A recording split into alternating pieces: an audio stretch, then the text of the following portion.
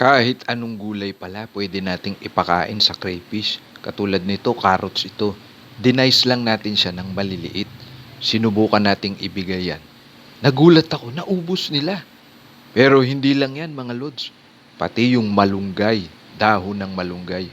Halos sabay ko silang inilagay. Inunan nila yung carrots pagkatapos. Inubos din pati yung malunggay.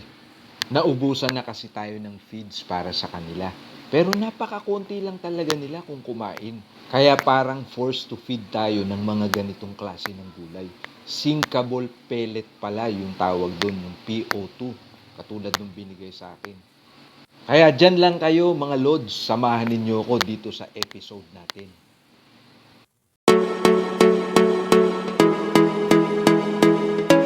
Welcome back mga Lodi at mga tropa. Salamat nga pala sa patuloy ninyong pagtangkilik ng channel natin. Kahit na puro crayfish at lettuce naman ang content natin.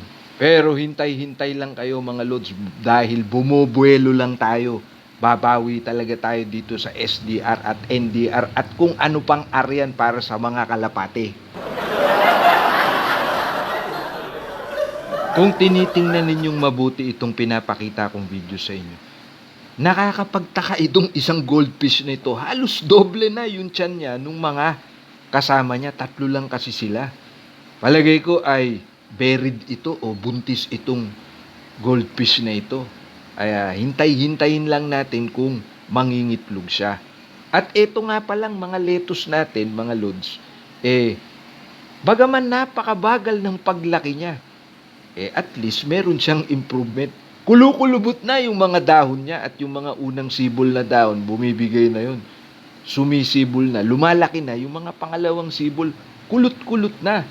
Hindi katulad noon na pinakita ko sa inyo kung iba-backtrack ninyo yung mga nakaraang kong videos. Talagang anliliit pa ng mga ito. Mabagal man ang paglaki nila dahil parang 10 days pa lang itong mga ito.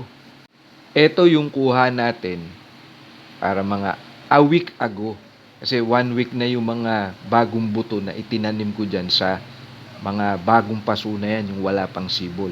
Pagkatapos yung may mga sibol na, nasa 1 week na rin sila. Kaya 1 week ang pagitan ng mga lettuce na yan. Pero eto na sila ngayon. May sibol na yung mga buto, pero merong iba, siguro nalimutan kong lagyan ng buto yan. Dahil sa masakit na talaga yung likod natin, hindi sumibol. Kaya sabi ko nga sa nakaraang content natin ay 75% lang. At kung napapansin din ninyo, pati yaang kangkong, natutuwa talaga ako dito sa kangkong na to dahil ilang beses na natin kinuhaan ng dahon yan kasama yung tangkay, pinutol natin at ibinigay natin dun sa mga crayfish natin. Pero ang napansin ko dyan, hindi nila paborito yung kangkong. Mas prefer nila yung malunggay dahil yung malunggay, ubos talaga yung dahon. Kaya lang, yung dahon ng malunggay namin, ubos na rin. Kaya, tatawid na lang tayo ng bakod. Mangunguha tayo sa kapitbahay natin kung meron silang tanim na malunggay. Eto namang mga crayfish natin, malapit na sila mag 14 days dyan o 2 weeks dyan sa pinagkulungan ko sa kanila. Pag mga 2 weeks na sila, tsaka ako na ipapakita sa inyo, iaangat natin ulit yung crate na yan para makita kung meron ng buried sa kanila. Kasi nga, batay din sa pag-o-observe natin, malaki nga naman yung pond, hindi sila magkikita-kita. Samantalang dito sa maliit na crate na ito, talaga magkikita-kita sila. Pero ang risk lang dyan, baka pagka na may nag-molt, lusubin nila yung nag-molt dahil vulnerable yun. Pwedeng makain. Kaya hindi natin sila ginugutom. Laging merong gulay dyan pero namali tayo nung nakaraan. Bumili tayo ng Integra 2000 na tayo. Lumulubog nga siya, sinkable siya pero sandali lang natutunaw. Hindi mahahawakan ng crayfish yun. Dinadangkal kasi nila. Ayan yung isda ulit na goldfish. Napakalaki niya. Siguro mga 20 gapi ang pwedeng ilaman sa tiyan na yan. Sana nga mangitlog to dahil nag-aabang na yung mga pinangakuan ko na bibigyan ko ng mga anak niyan. at mapalaki din natin bago natin isurrender sa kanila. Ito pa ang isa na kapansin-pansin dito sa fish pond natin, itong bonsai na ito. Napakalago nung dahon niya. Ngayon lang ito nagkaganito na.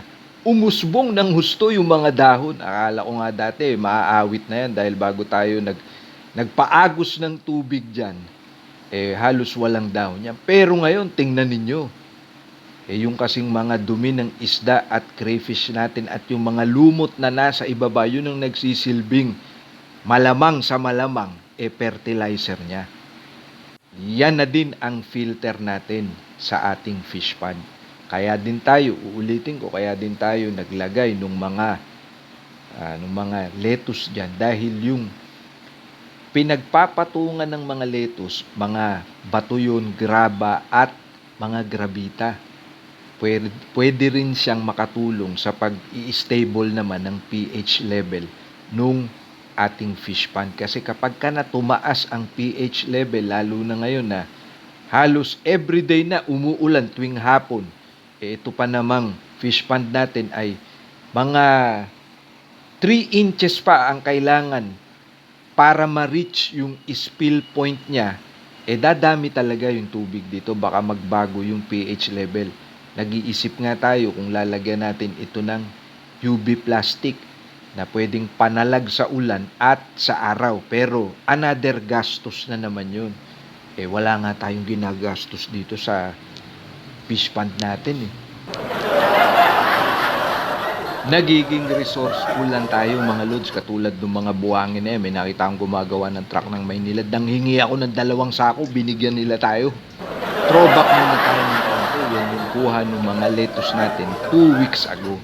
Kaya bago ko tapusin itong vlog natin na ito muna ang ipapakita ko sa mga tropa nating nagkakalapati. Ewan ko kung anong kalapati ito. Napakaliit niya. Pero dove ang tawag daw dyan. Ayan, no? Parang kasing laki lang siya ng bato-bato pero ang haba ng buntot niya. Pero napakaliit niya. At ito din, yung mga aso na yan. Ayan, buhay pa yan, yung puti na yan. Yung dalawa, naawit na yan. Malaki na yung puti na yan. At etong sayang ito pa naman ang paborito ko, yung dark brown na maliit na tuta. Ayan, no? Napakatalino nung aso na to, pero ibinenta kasi namin yan, naawit dun sa pinagbilan. Sa kasama ang palad, yung nanay nung mga tuta namin, hanggang ngayon, hindi pa rin nabubuntis. Baka kasi yung anak niya na ginagamit naming panlahi sa kanya, hindi pa fully matured.